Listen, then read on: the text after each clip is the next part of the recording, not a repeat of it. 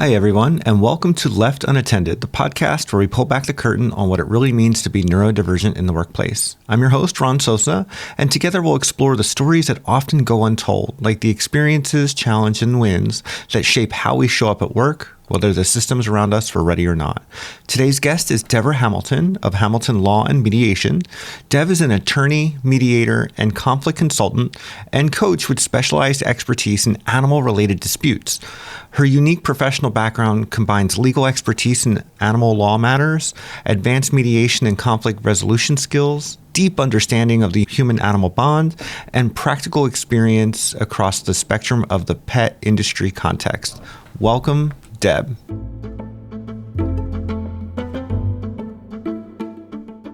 Hey, I want to welcome my guest, Deb Hamilton, and I will let you introduce yourself because I love your background and your story, and so I love when you tell it.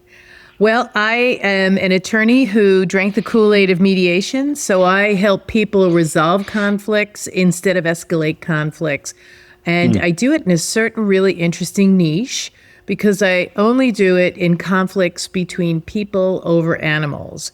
And you might think that's a really narrow niche. Not really, because animals have become such a big part of our life.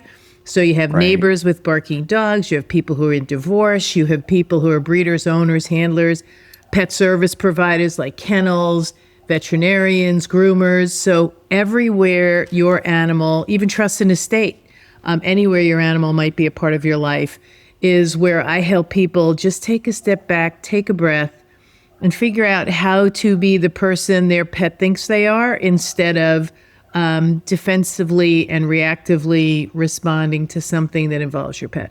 Oh, I love that. I think the first time I ever saw you speak was at the IBPSA conference, like back in 2017, 2018. Way back when. And then we connected on LinkedIn a couple years later, and I was like, oh, I know who you are. Yeah, I was the keynote speaker at IBPSA, and I was talking about conflict, that it was really interesting because it seemed to me that so for those who don't know what IBPSA is, it's the International Boarding and Pet Sitting Association. So these are the people who take care of our pets. That's one of the service industries. And I love the people who run it. They're such wonderful people. They asked me to be their keynote because they knew that a lot of the people who were in the audience dealt with people whose pets were so important to them, and having a conversation with people about their pets really has become an art. Let me ask you, you and I have that pet connection in common. What do you think that, and this is about neurodiversity, but what do you think that your connection with animals has anything to do with your neurodivergence, or why you kind of went into that avenue? I absolutely do, because, I'm also a breeder of Irish setters, long-haired dachshunds, and now English Cocker Spaniels. So I don't breed them often. I only breed them when I want them. In fact, I just found out I'm having 6 Irish setter puppies December 6th, and my life will change. And, I think that for me, in my lifetime, I've had a German Schnauzer and many Irish setters, a few long-haired dachshunds, and 1 English Cocker Spaniel who is very opinionated. I think that they make my life whole. They ground me. They really have given me the opportunity to take a breath, and really, I think, were instrumental in having me make this shift, because I recognize that litigation, which is what I did, didn't serve me or serve them. And so when I think I knew when I was very young that something was different about me, because all the rest of the kids in class could learn really easily, and I had to make mnemonics. I had to write everything down and study it. Nobody else seemed to have to do that, just me. And I hid in the corner, sort of trying to make sure nobody knew that I had to, see it, hear it, write it, and then see it, hear it, write it again, and then see it, hear it, write it a third time. Because and I went to Catholic school, and not to criticize the nuns, but they would just tell my parents I was lazy. Mm-hmm. And I was already doing everything 3 times. So lazy wasn't really the script. However, in the old days, because I'm 67, they didn't label anyone or call anybody anything. They just said they were lazy. And so you had to find your own way or not pursue education because it was so hard for you. So I found new ways to do it. And then I realized probably in my 50s when I started this practice that I had to do it in a different way. I couldn't go back to litigation. I will be totally frank and honest with your audience who might be struggling with this as well. Making dates, making sure you didn't miss a court date, scared the bejesus out of me because I never wanted to be sanctioned and I never wanted to miss it for my client. So I decided that I wouldn't litigate. Mediation doesn't have those time constraints. It's more of a relaxed, you're helping people be their best selves. And I said, that's really where I want to go. I don't want to accelerate the angst and the adversity. I want to see how I can foster a better opportunity to listen and be curious. And so in doing that, I actually became more aware of how it served me in my needs, because I became more curious on, well, if I did that, how would that help me? And if I did this, how would that help me? And that's how we got to meet each other, because we were just kicking around ideas on LinkedIn. And we kept commenting on each other's things. And it was true. And then we said, boy, it seems like we're doing the same kind of thing where we're creating things to help others, but in truth and in honesty, we're creating these things to help ourselves. Yeah, I love what you said, because I think the core of it was really listening to your own needs and your own, like, this is what's going to help me, right? Rather than what we often do in this world, and because we're taught at such a young age that we have to do for others to fit in, right? Like if I do it for them and I do this, then I won't get the negative feedback. But you turned it around and said, if I do this for me, it'll work better. And I think that's why that there's such a high percentage of entrepreneurs who are ADHD. Like we go and we create our own bubbles and our own worlds and systems that work for us. And I find that fascinating. And that works for us, and it also works against us, because then we become siloed, and we really have to. You and I, and Michael Habich and others have created. You have to go out and find your tribe, because otherwise you're going to be siloed and you're going to get stuck in how you're seeing and thinking about things. And even today I was on a bar association meeting, and everyone on the meeting was saying, we're putting on a program, and everyone in the meeting was saying, well, we can't let them change what we're doing. We are set in what we're doing. And I said, wait a minute, we haven't even approached these people, and you're already putting up the barriers around you so they can't have any input. And why would they want to sponsor something they couldn't have any input? And they probably don't want any input. They probably don't know anything about the bereavement of animals that you've done this beautiful program on. And they will be so grateful to be part of it. And yet you're throwing up these barriers. And I can admit that I might not have been as curious as I should have been. I might have been a little like, WTF, let's bring them in before we tell them they can't have a say in anything. Let's hear what they have to say first. And that's really what I've been doing. I have really created that stop in me that works sometimes. You know that, right? Sometimes we do really well in stopping and asking curious questions. And other times, as our mouth is moving, we're saying, oh my God, I should just have duct tape. I didn't catch myself soon enough. I used to put duct tape on my mediation tables when we all met in person, and I'd say to them, they'd look at me sort of, what's she doing with the duct tape? And I said, well, that's to remind me that this isn't my process and I need to keep my mouth shut. And if you'd like to interrupt, maybe you could see the duct tape and know that that's not what you should do either. I love it. I love a good visual anchor. I do that a lot with my clients right now, creating visual anchors for things that we want to accomplish as a reminder to do the thing that we want to do. I love that. It was something we did when I was in practice, in the vet practice.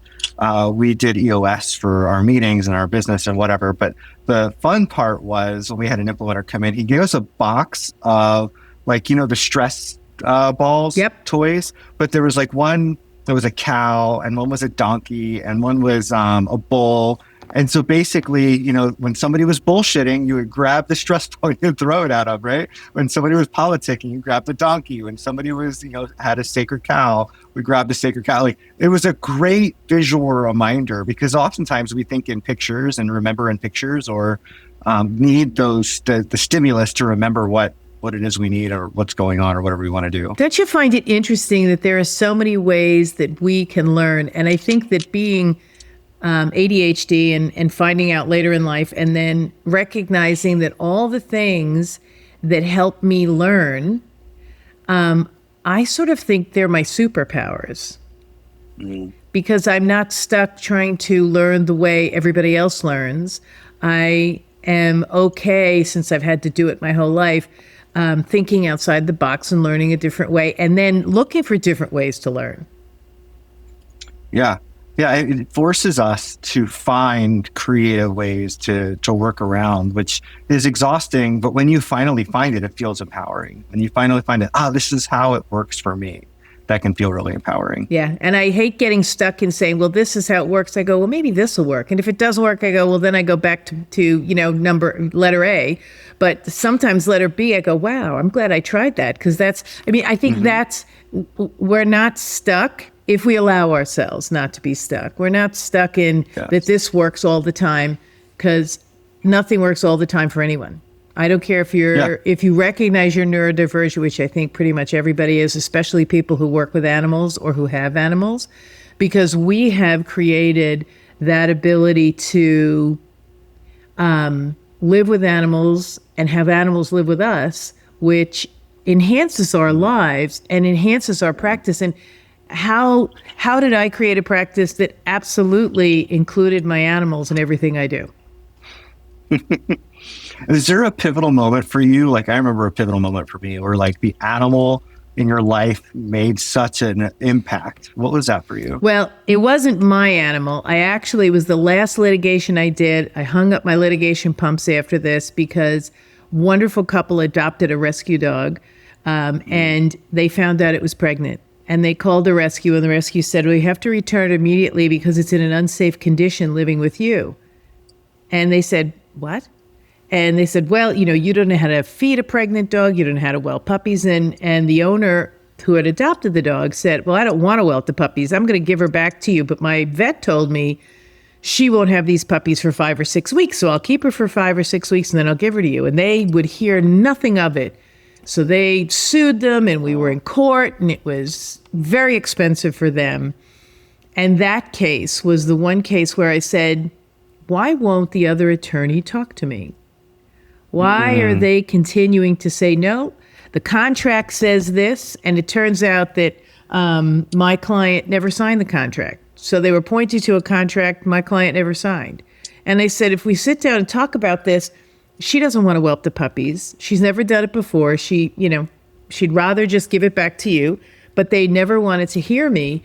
And so at the end of the day, by the time we finished with all the litigation, the puppies were like 5 months old. She had whelped the puppies. She had cared for the puppies. The dog had 3 puppies, and she kept them all. And the rescue got none of them. And I said, this hurt many people, but it hurt the rescue in that they lost someone who had adopted from them several times. They lost all the people she would have recommended to adopt from them in the future. And they lost the money from selling those puppies. And they couldn't see that because they got free legal advice because a big law firm was getting its pro bono hours. And the big law firm felt that, here I was, a solo practitioner, I'd fold. And of course, I didn't fold. And we won, but it was so expensive. So I'll never forget, I walked out of court that day, and it was raining when we walked in. And when we walked out, the sun came out. And I said, God, there's got to be a better way. And that's when I, started my education in mediation that led me to where I am now. Oh, I'm getting the chills thinking about that. And I can't help but think about all the stress we put that pregnant dog through while their families were stressed out, right? Because they do absorb that stress and that anxiety. And was that what was best for a pregnant dog? No. In that moment. And nobody was thinking about the dog. And that's why I love what I do now, because what I do is I stop Debra and Ron thinking about getting, being right. I'm right, you're wrong. And focus them in on what's really going to be right for Fluffy. What outcome would really serve Fluffy the best? And there really is often more than one right way. And if we work together, we can find the best outcome for Fluffy that takes care of Fluffy long-term and short-term. When you go to court, the judge is going to award the dog to A or B. Well, if he awards it to A and A gets hit by a bus as they walk out of court, what happens to the dog? Drives me nuts. And I've talked to a number of judges about that. And I said, you really need to put something in the agreement that states if something happens to the possessory owner, that the person who just spent $10,000 to have you make this decision, which don't even get me started on that they should never be making this decision, that the pet goes to that other party. And most of the judges say, well, I hope they work that out. I said, this is an adversarial proceeding. I'm not talking to Ron after I walk out the door with the dog in my arms. I'm not talking to him. Just letting you know. Yeah. Do you find that, I don't know, I have a lot of justice sensitivity, a lot of neurodivergence. Do you find that plays a role in maybe why you took up law or how you advocate, or you find that plays a role in anything that you do? I think it absolutely does. And I think it really did for my pivot, because when I was a prosecutor up in Westchester County, and when you're litigating, you have all these laws and rules that keep you in line, and the dates that I talked about that I never wanted to miss one because I would hyperventilate. And then I realized that this pivot would serve me and my skills much better if I enabled people to be the person that their dog, cat, bird, horse felt they were. And really give them the opportunity to get back into their prefrontal cortex from their amygdala. We all, when we're in fight, flight, freeze, fawn, we're in our amygdalas. And I think neurodivergent people live more in an ability to get back into their prefrontal cortex because we're so compartmentalized. That we can get back there a little bit better than people who might not, and they might be neurodivergent, they just don't know it. And then they go off with the amygdala and I sit there and I just go, just take a breath. I go to vet conferences all the time and I go, just box breathe. Breathe in 4, hold 4, let out 4. I said, because if you do that, then nobody will notice that you're having a moment. And you'll be able to respond in a way that is less reactive and defensive and more curious and collaborative. Gotcha. Oh, I love that. There's so much of that. And I know you've definitely tried to Ron, you need to breathe in for focus.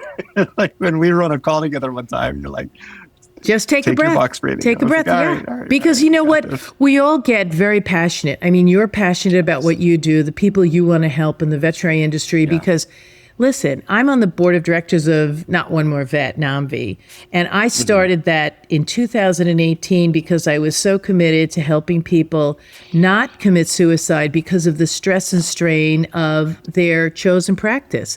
I mean, lawyers are the same. I mean, we usually drink ourselves into oblivion or take drugs. So at this point, I really want to be able to help people who perceive conflict recognize that that's Ron's response to what's happening now. I can either take it personally or I can let Ron have his moment and not be condescending and prickish, but say, I hear you. This is a really tough piece of information to get right now, whether it be the finance or the diagnosis. Or, I mean, I had an issue with a veterinarian and their vet tech who was taking blood from my dog, and I was breathing. After 12 stabs, I said, I think that Stella needs to take a break. And that's a pivotal moment for the group, because what you want to do is you want to come in and say, this isn't how any of us wanted this blood draw to go, because that recognized the pet, that recognized the owner, that recognized the vet tech. She no more wanted to stab her 12 times than fly to the moon, and the veterinarian. And yet we sometimes think we need to become so protective of one person in the room. Sometimes it's the client. You don't want the client to be mad. Sometimes it's the vet tech. You want to make sure you stand up for your staff. But if you say something to the effect of, this isn't how anybody wanted this to go, it can bring everybody to a lower level of agitation and aggravation. Oh, I love that phrase. This is not how any of us wanted that to go. I'm going to have to steal that at some point. I've got a couple in my hat. I have definitely been somebody, and you and I have talked about a lot of like conflict work, but like I learned later that conflict is a dopamine seeking behavior. And therefore, it explained to me, at least, why I always love to play devil's advocate with people. And so I say I'm a conflict junkie because I can conflict with someone or play devil's advocate with someone and not even believe what I'm going to say. But it's like, let's just break status quo here. Let's talk about it. And let's get deep into that philosophical, like, let's talk about it and get really deep into that conversation. I don't know where I'm going with that, but I just find it fascinating that conflict. And now it's, to your point earlier, I would say I hate saying superpower because it's cliche and people have feelings about it, but it's definitely a strength of mine is to play with conflict so that when I'm in it, to me, I like to think about it as a 4-dimensional spreadsheet. There's so much information to be gathered by conflict and how things are said, the tone that is said, the words that were chosen. And the body language. It's just, to me, it's like music or a 4-dimensional spreadsheet. I don't know how you feel about that. Well, that goes back to the discussion with my animal law friends today when they were worried that the other committee who might, sponsor with us might change what they're putting up. And I immediately, in my opinion, looking back, went to guns and said, hey, why are we creating a problem we don't even know we're going to have? And a better way to handle that, 2020 hindsight is so perfect, and I do it every day, about 100 times a day. I should have said, well, tell me more about why you think that, first of all, they're going to come in and want to change something. And second of all, that it'll be a change that won't make it better or will that make it worse, and that, you're already building barriers. And I think that what you said, sometimes we get to a point where we want to help people be their best selves. And sometimes in doing so, you get the dopamine hit that you're trying to do the best thing because what you're thinking is the best thing. Clearly today that was me. And then when I'm reflecting on it, and I did go back in the conversation and say, I really recognize that what you all have created here is really important to you and you want to keep it. Sorry, dog just knocked my water over. And can we approach it in a little bit less fearful manner? I didn't use the word adversarial. I said fearful because it seems to me all of you are a little worried they're going to change something on you and you haven't even talked to them yet. So the first time I approached it more of, adversarially, and then I realized what I was doing, breathing, recognizing what I said, recognizing the responses I got, which were really even more pushback. And I said, I get it. This is really important. And I want you to know. And all of them said, well, we didn't hear you say that. And I said, I've got to be clearer when I say something. And then I played it back in my notes. And I said, wow, I did say it clearly. I didn't say it the way they thought I had said it.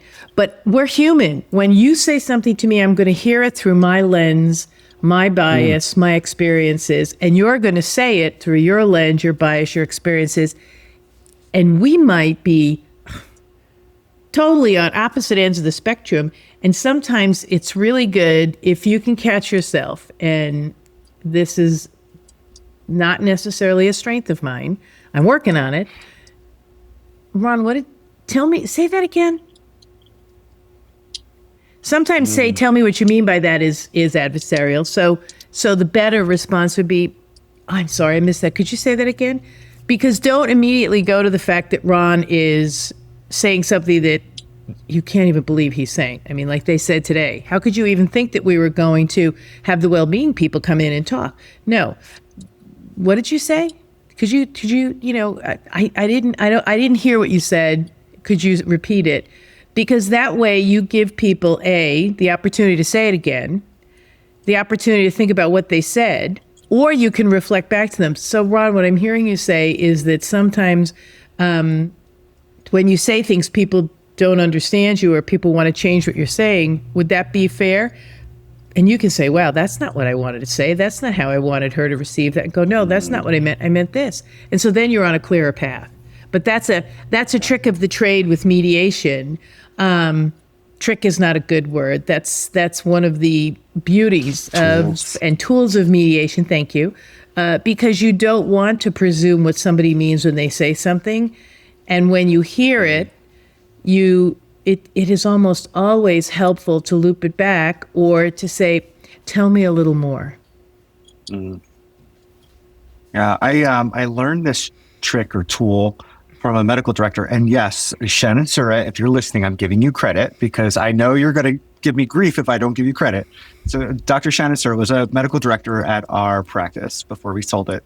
And she taught me something I have never forgotten. And she said her mom taught her, which was having a catchphrase. So when you find yourself in a highly emotional moment, or, before I jump to read between the lines or whatever it may be, like that sense of calm is to develop a catchphrase. The Pavlovian response is, this is my catchphrase. It's like, help me understand or tell me more. There's a bunch of them out there, right? But Yep. What is yours? Like, I think for a long time, I was like, I'm confused. And it would give me the space to pause after saying that, to then gather my thoughts and ask the question, the curious question I need to be asking rather than making the assumption.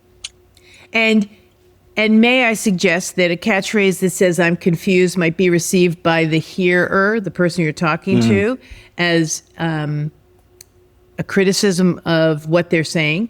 So better to say I'm curious. This is what I'm hearing you say, and I just want to make sure I heard you. And not even heard you correctly, but just said that I heard you. And then they'll say, oh no, you got it wrong, Ron. Or yeah, that's what I meant. And then you can say, okay, so this is what I heard you say, and let's see if we can suss out whether or not that's something that's happening here. Yeah. Because when you say I'm confused, there are certain words like trick. Trick is a word that if I can ever take it out of my vocabulary, which is hard to do, people perceive things from it. Confused, people can perceive this. And there was a vet, and I have to write to her. I still haven't. I mean, I think I went to the program in August, so I'm rushing to write to her, who used the word. That's not your neurodivergence in action, right? No, not at all. I'll do it to her. I have a steno pad next to her. I have to write down things I think of because, ooh, shiny. And it's gone. I go, shit, what was I going to do? I can't remember. I hate those moments. I hate them. So she kept using this word about clients. And it was, I can't remember what the word is now, but it really triggered me. And it triggered me over and over again. And I said, I have to tell her that word may create a negative response from the people she's interviewing. And I don't have my book here. She actually named the process this negative word. And I'll get it to you so you could put it in the notes. But it was a negative word. And I said you could use so many other words to depict what you're feeling. But this was a word that really was triggering to, I think, everyone in the audience. And we were there wanting to hear what she had to say. So it was triggering. Yeah. And as you can see, it was August and I'm working on it. I personally struggle with that a lot, right? Because on one hand, I personally deal with neurodivergent people all day long, doing what I do. And I know from a fact that I'm going to make a blanket statement here, probably shouldn't, but I'm going to say 100% of neurodivergent individuals have experienced some sort of trauma. It may not be complex trauma, but some sort of trauma, whether it's negative feedback, whatever that may be. So I recognize there's trauma there and there's triggers, like words and vocabulary mean a lot. And I also realize we have our own vocabulary that has shaped us and the environment that shaped us. And at some point, I'm going to step on someone's trigger, right? Whether that be confused, sure, as a broad, that could be, we could trim that down to a much more positive word. But at the end of the day, I keep thinking about how we respond to a trigger, right? So if I say a word that triggers you, what is the impact that I just created? What is my responsibility at the end of that? And that is repair, right? So I was like, okay, I used a word. I had this is my ADHD brain all over the place, right? I had somebody I worked with who I absolutely love and adore. And this person's trigger word was plan. So then I would say, well, what's your plan? Like that was their trigger word. And so I had to repair every single time I would use that word. It's like, I catch myself using it. But I don't know do we need to change our language for someone else's trigger, or do we just need to understand that is a trigger for that? I get lost in that vicious cycle a little bit. Does that make sense? It makes perfect sense. Flat it all over the wall. And I love that you brought that up, because there's a balance there for both sides. So say the word trick triggers me, right? Or the word confused triggers me. So I can tell you that the word trick or confuse triggers me, and you can do your best to maybe not have it in your language, but if you slip, then there's the gentle smile or the gentle something that, oh, right, that's not a word that, so that you don't feel bad that you slipped. And I understand that you're doing the best you can. Because once you have somebody, they're not doing it on purpose. So when you slip and use plan, and when, or confuse or trick, you're not doing it on purpose to make sure you trigger me. You're doing it because that's part of we have to have respect for everyone. So I'm not so hell-bent on making sure that you clean your act up for everyone and know everybody's trigger and everybody's this and everybody's that. No, because there's no way you can do that. What you can do is, if somebody tells you that, you can say, I am going to do my level best. And I can tell you now, I'm probably going to fail, and it will not be intentional. And let's have a moment of a wink or something that, yep, I get it. I said the word, and here we are. And so that we can make it more of a inside knowing moment, as opposed to a condescending prickish moment. I love that, because it brings both sides together, and it means both sides are going to give a little and both sides are going to take a little. Well, that's where I come from. I think about that a lot, where it's, I'm so sensitive to people's triggers, and I don't want to, pronouns but you can't live your life right now, and you can't live that way, right? Like you go, and I say this all the time, people are going to screw up. It's a human condition. It's how we repair that really matters, that reaction of repair. And so I'm never going to get upset that somebody got upset at a word I said. Right. I'm going to go, okay, let's go back to, that was not what I meant. Let me show you the impact that I was trying to create, or the intention I had.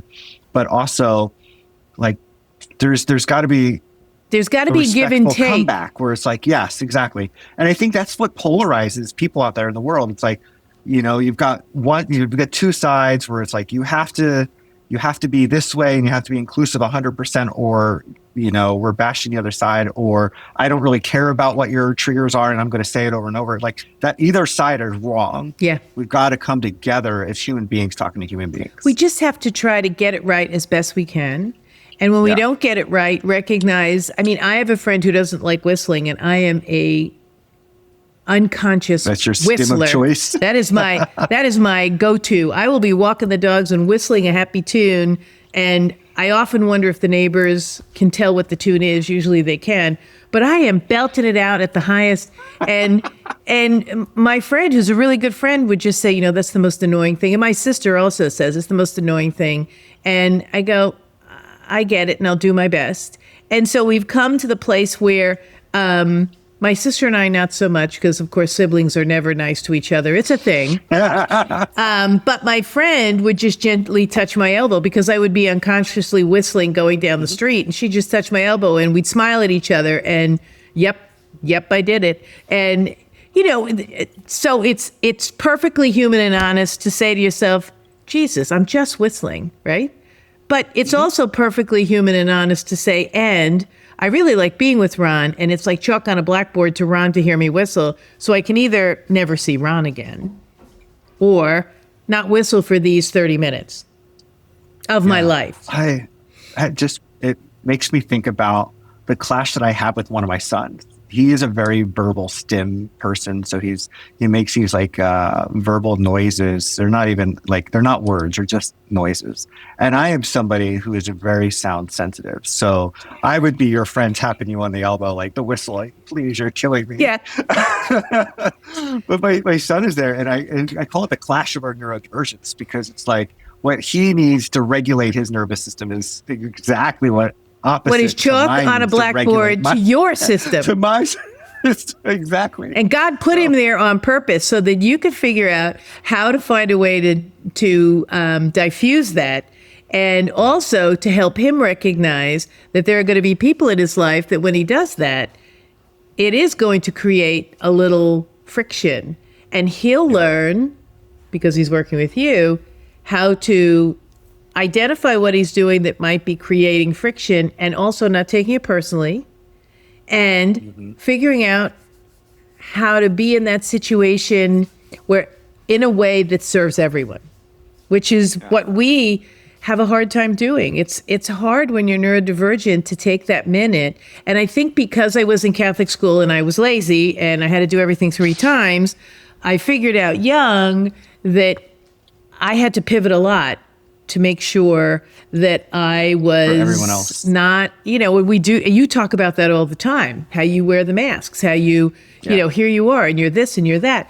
And often I get really tired and go, I just want to be alone. And so coming full circle, that's why we have the dogs, because they don't give a hoot if I whistle a happy tune the entire walk. Yes. And I'll let you in on something. I whistle in the litter box, and I whistle a certain whistle in the litter box the minute their ears open. And you can always tell when puppy's ears open, because then they bark. When you walk in the room, they bark. Before that, they don't bark because they can't hear you. So once their ears open, they bark. And I whistle every minute of every day, even when they can't hear me, they feel the vibration. And if I see a dog 10 years after they leave me and I whistle, they stop in their tracks and they're, where is she? Where is she? Connection. That connection is constant. In fact, everyone who buys a dog from me says, you really only lend them to us. They really are your dogs for their whole life, and you lend them to us. Yeah.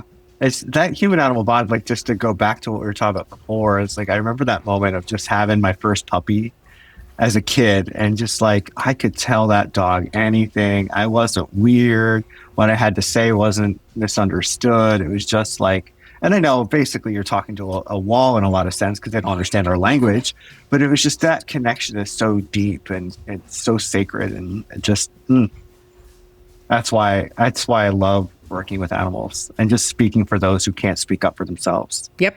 And with your son, I think that he probably has an animal, right? Yeah, we have 3 dogs now in the house. So maybe as a help for you, that say one of the dogs' names is Fred. When you need to do that, do it with Fred. Take Fred in another room and do it and talk to Fred, because that'll help you in the chalk on the blackboard, and it'll also teach your son how to pivot and not wear a mask, not do it, but to pivot and recognize that there is somebody in the room who's listening to him. Yeah, I try really hard not to yell at it or like cause shame around it, right? Because I understand where it's coming from, and I like try to remove myself. I'm not always perfect. Sometimes I'm like, no, really, right? Because I'm not perfect. I find that hard to believe. Yeah.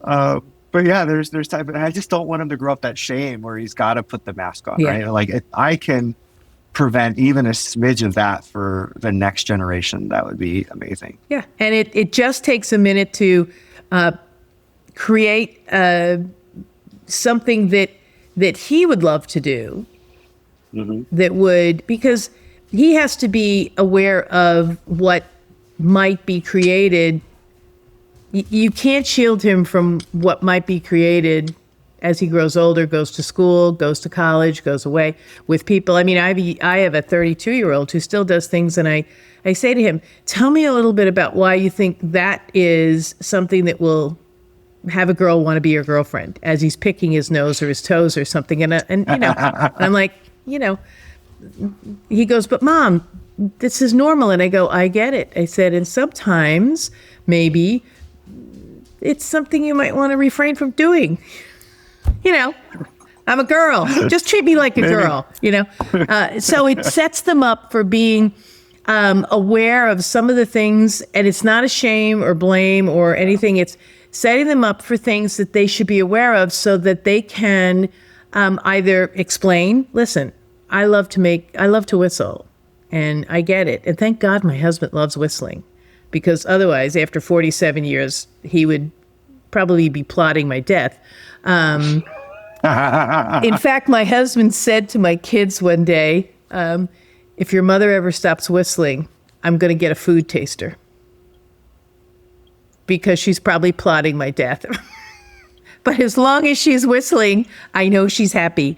So if I stop whistling, he's getting a food taster. But it really is something you've got to be totally aware of as the person in the room and the person who is creating the distraction. And it's not it's just, I think awareness is what we were so afraid of at the beginning. And come full circle, you're aware of it, no shame or blame. And let's see how we can work together to accommodate everybody. I love it. It's I talk about universal design in the trolley scenario, whereas we've created systems that in the trolley scenario says that the trolley's raging down the tracks. You got 5 people tied up on this end, and you got 1 person tied up on the side track, and you have the power to pull the lever. Which one do you save? And I think about that a lot from the systems that we've created in our workplaces and the systems we've created all around us. And it's like, we have created systems to save the most, right? We save the 5 people and we accommodate the 1, right? Rather than creating a whole nother track that it saves everyone. And that is why I got away from litigation, because it's either black or white. Yeah. And I like the rainbow, because I think that there's always something you can do that nobody's thought of. If you can remain curious, and it might not mean that you'll get it right the first time, the second time, the third time. You might run over the 5 people, you might run over the 1 person, but then you'll say, hey, wait a minute. If we took the time to pull the brake back slowly, maybe it would engage. Or if we, there are so many things that we can think about. And it's not black and white, and life isn't black and white. And I think that people who have these minds that go at 97 miles an hour, that they see those colors. They don't see the black and white. And that's what keeps them sometimes so small, because nobody else is thinking of this. Am I weird because I'm thinking of this? Mm-hmm. Should I say something that's like this because nobody else has said that? And then, of course, if you're a woman and you say it, they might not listen to you anyway. But if you're a guy and you say it, they may listen to you. So there's all of that as well. So it's that intersectionality of marginalized identities. It's very fascinating. Beside the fact that you may think differently, and then if you're someone who doesn't get as healthy recognition as you should, then you really become marginalized. So for me, I like that rainbow thing, and I'm always thinking outside the box. It's something, and every time I read a book, I want to apply it. I was just at a conference, and somebody mentioned a book that I'd read by Donna Hicks, which is Dignity. And so in this call and this discussion, there are 10 levels of dignity, and then there are 10 levels of dismissing dignity. And if nothing else, you should read that book to find the 10 dignities that you're born with, and try to hold that in a safe. So her name is Donna Hicks, and the book is Dignity, and then there's Dignity in Leadership, which I think is even better. But there are things like your selflessness, your identity, your your need to be held in some sort of esteem just for being. And so for me, if I can maintain the dignity and I can remember the dignity robbers that she puts up as her 10 dignity dismissive statements and things you can do, like gossip. In any office, everybody whispers about everybody. And if we could nip that in the bud, holy cow, that would be fabulous. And how do you do that? Because then you're the goody two-shoe, frigid person who, doesn't want to talk about Ron and what's wrong with Ron. And that's what creates things that really dilute dignity in the office or dignity in your family or dignity anywhere. So I'm such a fan of really with my clients. One of the first exercises I do with almost all my clients now is really figure out what their core values are and what is your core value, but also let's eliminate the ones that are probably masking, because your mask will have a voice in there, what you think your core value is. So we get down to that real core values of the person. And it takes quite a while to untangle that mask somewhat. But then I can go, I'm in a gossip conversation and my core value is compassion. I should not be in that conversation. It gives me permission to myself to not be in that conversation, not care about the outcome if I don't participate in that conversation. Yeah. I mean, it's so for me when I'm in those, I often say I have to leave now. And maybe this is part of why we have issues, is because we're talking about each other and we're not curious enough to explore the thoughts we're having. Again, working together to find that pivot that helps both of you get to the next place. It's human nature, and I get it, but wouldn't it be great? And I do live in a Pollyanna, pie in the sky kind of world. I also poke at windmills. So, I'm happy. I'm happy being that, square peg in a round hole, an attorney who doesn't want to litigate. I've worked so hard in the last few years to help my clients absolutely feel heard, respected, and understood for what they want to do against the person who harmed their pet or whatever. And then I say, well, what is the real core issue here? Like you got to peel the onion, peel the onion, peel the onion. And usually it's the same thing over and over again. I just don't want this to happen to anybody else again. Oh, yeah. I love that. All right. So one of the final questions I have for you, which I love asking everybody now, it's one of my favorites, is what do you want the world to know about your flavor, your version, your whatever you want to call it, type of neurodivergence? What would you want people to know about you? That I am thoughtful in my responses. I'm passionate about my responses. And if in fact my response isn't what you anticipated or isn't what you had hoped for, ask me a curious question. Tell me more about why you feel that way, Debra, so that I get to understand that I didn't explain myself in a way that was helpful to you. So in my neurodivergence, I tend to think people understand what I say with half the words that I should be using. So make me work for it. Make me be clear in what I'm saying and what I'm doing. I'm getting better. I've got about 20 more years to get it right, maybe 30 if I'm lucky. But at this point, I'm better than I was in my 50s. So I think my neurodivergence is that I sometimes presume, I used to say this when I litigated, presuming information, not in evidence. And so now I'm really taking that to heart and going, if I'm saying something and you're not getting it, call me on it and I'll do better. I love that. Well, thank you for being here. I swear I say this to every guest, but you and I could talk for hours and hours and probably days on end. I just want to thank you for coming on. We'll make sure that your podcast is in the show notes. So everybody it's What's in it for pets? No, I'm going to say that, butcher it wrong. That's right. Why do pets matter? And you were on it, so matter? I'll make sure that I give you the link so that you can put it on as well. So why do pets matter? Yeah. Because they make our lives whole, in my opinion. Yeah. And if people want to reach out to you, where's the best way to reach out to you? Oh, they can go to Hamilton Law and A&D Mediation, or just go to LinkedIn, Debra Hamilton. I'm right there, and I'm on Facebook.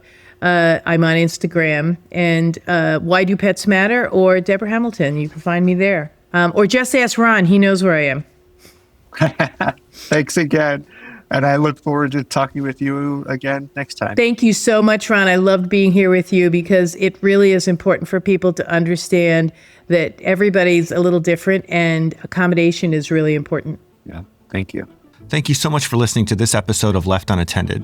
A huge thank you to my guest, Deb Hamilton, for sharing her stories. And of course, thank you to Dustin Bays for editing and making sure this podcast episode sounds as good as it feels. If today's conversation resonated with you, let's keep the conversation going. Join my newsletter for weekly insights on neuroinclusive leadership. That's synapt.me/newsletter. That's syn-apt.me/newsletter. Or learn more about my coaching, which is synapt.me, syn-apt.me. Finally, if you enjoyed this episode, please follow the podcast and leave a review. It helps more people find this conversation and reminds the world that belonging isn't a luxury, it's a leadership strategy. I'm your host, Ron Sosa, and this has been another episode of Left Unattended. Until next time.